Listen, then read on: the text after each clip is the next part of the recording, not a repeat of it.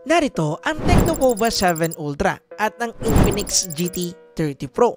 At sa video na to, gagawan natin to ng detailed comparison. Madami kasi mga nagsasabi na mas sulit at mas maganda daw bilhin ang Tecnopova 7 Ultra. At meron din mga tao na nagsasabi na mas maganda and mas sulit daw bilhin ang Infinix GT30 Pro. Kaya kung isa ka sa nagugulhan at napapaisip kung sino nga ba talaga yung bibilhin sa kanilang dalawa, tara, pag-usapan natin at i-compare natin itong dalawang phone na to. Kaya ngayon kung interesado kayo, tara, pag-usapan natin. Now, quick background lang. Para sa mga hindi nakakaalam, ang Infinix GT30 Pro at Tecnopova 7 Ultra ay ang dalawang naglalaban na mid-range level gaming phone ng 2025. At hindi na muna natin isasama yung iba pa sa mid-range level, tanging ito munang dalawa yung pag-uusapan natin ngayon. At para maging maganda and smooth yung flow ng video natin, gagamit tayo dito ng 8 pillars sa pag-compare sa dalawang phone na to. Then, i-scorean natin sila gada pillar para makita natin kung sino yung magiging mas lamang sa dulo. And also, magbibigay na rin ako ng sarili kong opinion about sa dalawang phone na to dahil same ko naman silang nagamit and also na-review. With that said, ipagpatuloy na natin yung usapan sa pillar number 1, which is design and build quality. Now, unahin natin yung build quality. Actually, meron silang same build quality. Meron silang plastic frame, plastic back, and also naka-glass front and same lang din na protected ng Corning Gorilla Glass 7i. Pagdating sa design nila, dito nagkaroon ng konting pagkakaiba, but just I said, subjective tong part na to, pero i-discuss pa rin natin ng mabilis. Pagdating sa Tecnopova 7 Ultra, ginamitan to ng interstellar spaceship design, and kung makikita ninyo, way more on minimalist but meron pa ring atake ng gaming, and meron din tong status light na pwede natin gamitin sa gaming and also sa iilang mga notifications. Samantalang sa Infinix GT30 Pro, tinatawag nila to na Cyber Mecha 2.0. Actually, the same lang din ang Tecnopova 7 Ultra, nasa gaming side din yung design neto dahil nga mga gaming phone ito. So most likely dyan talaga magpo-focus yung ating design, and actually nanil nila pareho yung design nila dito, and also meron din tong RGB light and also LED light. Nga pala, RGB light para sa 512 variant dito sa ating Shadow Player, and then LED light naman para sa mga 256 variant nila. In terms of comfortness and also shape, actually mas nagustuhan ko dito ang Tecnopova 7 Ultra dahil medyo slightly curve yung likod nito, unlike dito sa ating Infinix GT30 Pro na completely flat. However, mas nagustuhan ko naman yung curvature mismo ng ating Infinix GT30 Pro dahil medyo curvy yung sides neto, unlike sa Tecnopova 7 Ultra na curve nga pero medyo pointy pa ng konti, the same ng mga phones na nakikita natin ngayon. And actually, nagustuhan ko lang to dahil maganda yung gaming grip natin dito, at least para sa akin, lalo na kung gagamitin natin yung shoulder trigger button. Mamaya mas pag-uusapan natin yung part niya. Anyway, lagi ninyong tatandaan na ang design is subjective. So, nakadepende sa inyo kung ano yung magugustuhan nyo dyan at kung ano yung pipiliin ninyo in terms of design. So, dito sa part na to, walang tama at walang mali. Kaya bibigyan ko sila ng same perfect score, which is 5 out of 5 pagdating dito sa build and design. Anyway, next naman natin pag-usapan is yung pillar number 2, which is display. Actually, halos the same lang sila ng display hardware part. Bale, the same lang sila na merong AMOLED display, naka 144Hz, same na merong peak brightness na 4500 nits para sa HDR part, and also the same na merong 1.5K resolution display. Ang pinagkaiba lang nila, una, yung size, meron tayong 6.67 inch pagdating sa POVA 7 Ultra and 6.78 inch naman pagdating sa Infinix GT30 Pro. Pero mas lamang ng PPI density ang ating POVA 7 Ultra dahil meron tong 460 PPI, samantalang merong 440 PPI naman ang Infinix GT30 Pro. Bali, yung PPI is yung nagde-determine ng pixel per inch. Ibig sabihin, dito ini-indicate kung gaano ka-sharp yung mismong display natin. Meaning, mas sharp tingnan ng bahagya or konting-konti lang ang POVA 7 Ultra unlike sa Infinix GT30 Pro. Actually, kung hindi nyo masyadong ipopokus yung mata ninyo or hindi kayo masyadong magsusum in sa display, hindi nyo makikita yung pinagkaiba dahil the same naman silang sharp, the same naman silang okay pagdating sa color. So halos wala silang pinagkaiba sa part na yan. Although yes, mas lamang talaga dito ang ating POVA 7 Ultra, at least pagdating sa PPI density. But just I said, kung hindi natin siya masyadong ipofocus or gagawa ng side-by-side comparison at hindi tayo masyadong magsusum in sa display nila, hindi natin makikita yung pinagkaiba. And dahil doon, iniskuran ko sila ng the same 5 points pagdating din sa display part dahil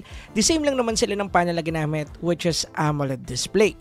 Next naman natin pag-usapang pillar is yung ating battery and charging pillar. Ito yung isa sa pinaka-importanting part ng mga gaming phone, lalo na dito sa mid-range level gaming segment na minamarket nila sa both device na to. Now, pagdating sa Tecnopova 7 Ultra, meron tayo ditong 6,000 mAh battery capacity na supported ang 70 watts fast charging support at supported na rin ang 30 watts wireless charging. Samantalang sa Infinix GT30 Pro, medyo kinulang sila dahil meron tong 5,500 mAh battery capacity battery, and 45 watts fast charging support. And supported na rin nito ang 30 watts wireless charging. And in terms of kunatness, hindi lang yan just a number. Talagang meron niyang kayang patunayan dahil di hamak na mas makunat yung ating Tecnopova 7 Ultra dahil sa ginawa nating extreme gaming test sa both device na to, siya yung nakakuha ng mas matagal na playing time sa kanilang dalawa dahil nakakuha to ng almost 5 hours playing time. Samantalang sa Infinix GT30 Pro ay nasa 4 hours plus lang. Actually, the same lang sila na nasa 4 hours mark, although konting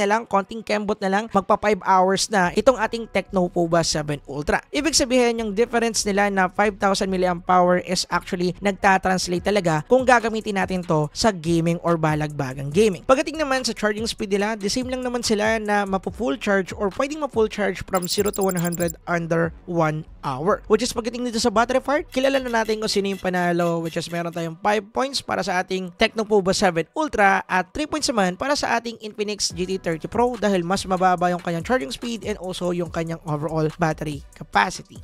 Now, dahil nga gaming phone to, pag-usapan natin yung isa sa mga needed din nating i-check kapag bibili tayo ng isang gaming phone, which is gaming feature pillar. Pagdating dito, halos the same sila ng mga features na available but merong iisang lumamang dito. Same kasi sila na merong bypass charging, same sila na merong game booster, pero merong built-in shoulder trigger sensor or button itong ating Infinix GT30 Pro. At dahil nga meron tayo niyan, magkakaroon din tayo ng feature na quick combo feature na kung saan ito ay parang isang auto clicker lang naman and then pwede natin siya gamitin to abuse other games kagaya na lang ng COC or kung ano-ano pang mga laro. But ganoon pa man, nakadepende pa rin talaga sa inyo yan kung anong laro or anong game yung lalaro ninyo dito. Meron kasi dyan na hindi naman needed yung shoulder trigger button or sensor, lalo na kung hindi naman talaga mahilig maglaro ng shooting games or kung naglalaro man ng shooting games, mas preferred nila yan na hindi gumamit ng shoulder trigger button. May mga ganun kasi. So pagdating dito sa part na to, masasabi kong nakadepende pa rin talaga to kung anong game yung lalaroin ninyo in overall. So just as I said, kung gusto nyo nga ng mga shooting games or mahilig kayo shooting games at naka 4-finger style kayo, go for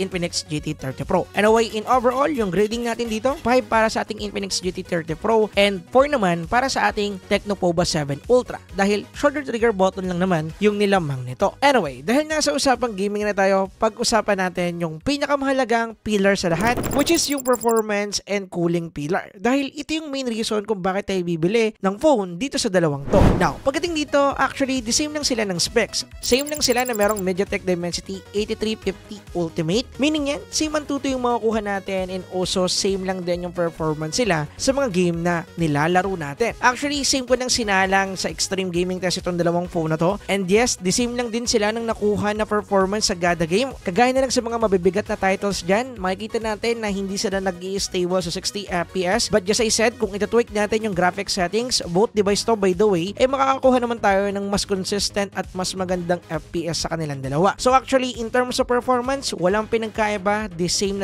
lang po, yun lang yung kinakailangan yung tandaan. But pagdating sa cooling system na ginamit nila dito, actually the same lang din naman sila na merong magandang vapor chamber and also cooling technology. Pero mas napansin ko na grabe yung pag-init sa Infinix GT30 Pro. Nare-reach niya kasi yung 50 plus degrees Celsius, pero mas nakakuha tayo ng di hamak na mas mababang temperature dito sa ating Pova 7 Ultra. Pero tandaan ninyo, umiinit pa rin po siya, pumapalo pa rin po siya ng mataas, which is 45 to 47 degrees Celsius, pero never niya namang na-hit yung 50 degrees Celsius sa ginawa nating extreme gaming test. Take note na same naming sinagad yung settings and also same lang din yung room temperature niya na naglalaro ng 30 to 31 degrees Celsius.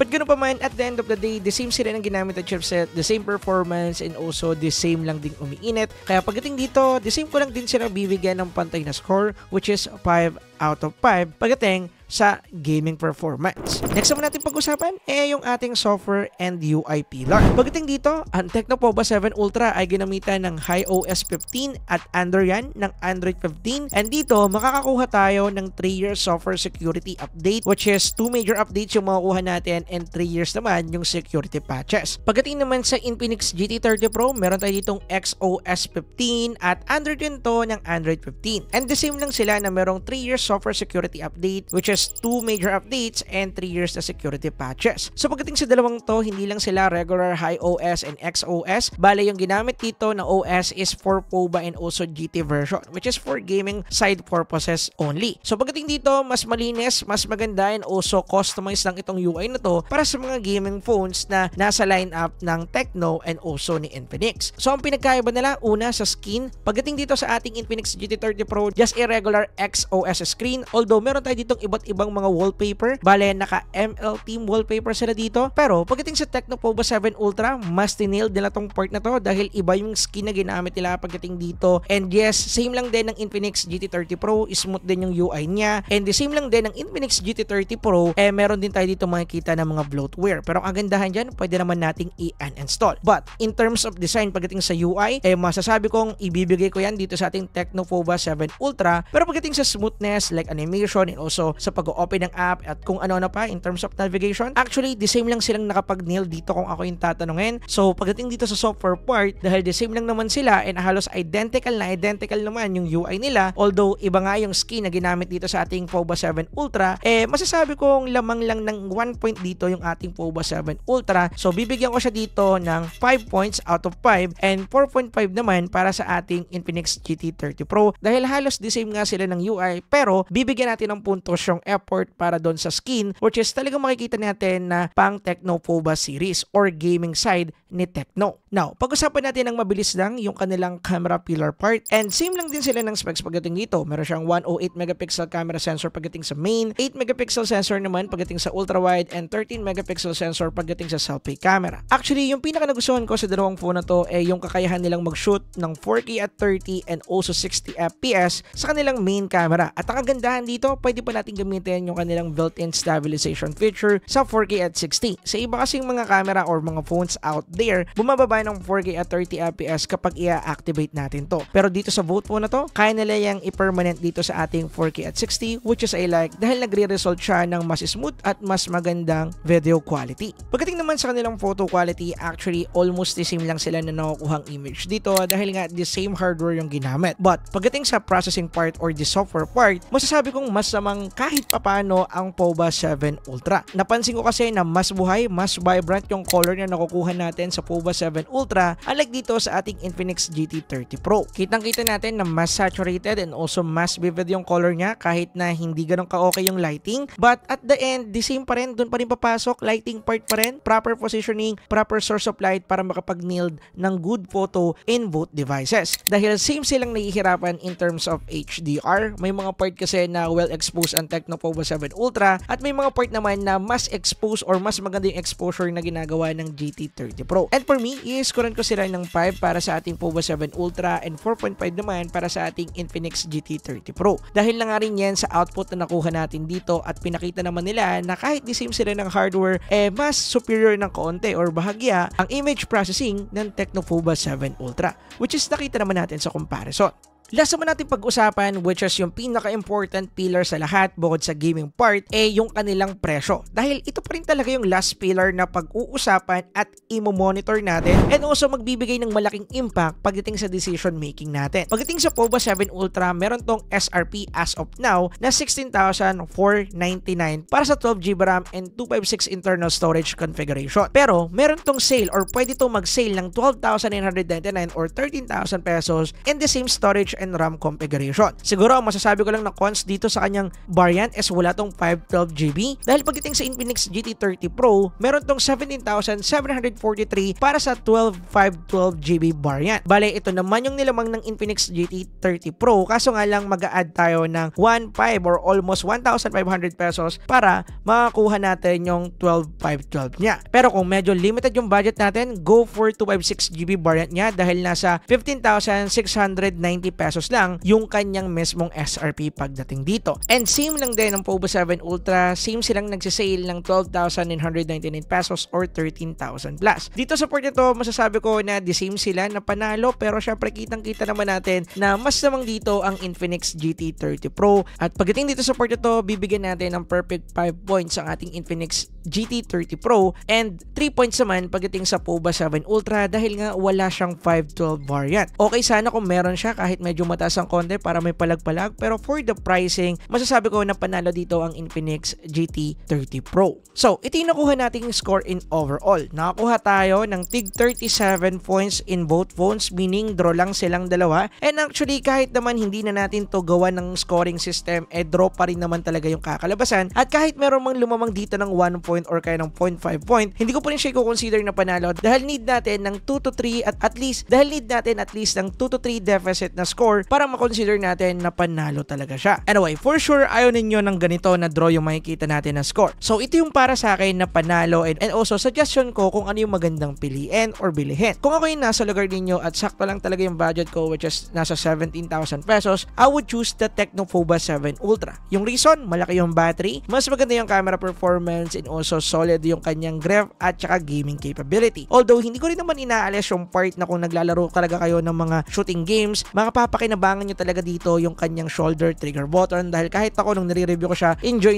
akong gamitin dahil nga sanay ako sa mga Red Magic phones before. But in the other hand, kung gagamitin ko talaga siya as my daily driver phone, mas pipiliin ko yung merong magandang camera performance and also mas makunat na battery na na-nailed ng POVA 7 Ultra. Pero kung usapang budget and also storage talaga yung need niyo, which is isa sa pinakamalaki talaga na gap, kung ako yung tatanungin, syempre I would pick the Infinix GT30 Pro. Dahil syempre kung usapang storage and also presyo, no doubt mas sulit bilhin ng Infinix GT30 Pro. But yun nga lang, medyo kinulang siya sa ibang aspect na na-nailed naman ng POVA 7 Ultra. So pagdating dito sa part na to, just I said, if ako yung bibili at ito lang yung budget ko at gagamitin ko to as my daily driver phone, mas pipiliin ko ang POVA 7 Ultra, at least pagdating sa lifestyle na ginagawa ko. Anyway, dito ko natatapusin yung video. Ano yung gusto niyo? Anyway, dito ko natatapusin yung video. Kung papapiliin ko kayo, ano yung mas gusto ninyong bilhin? POVA 7 Ultra ba or Infinix GT30 Pro? Comment nyo naman sa ibaba.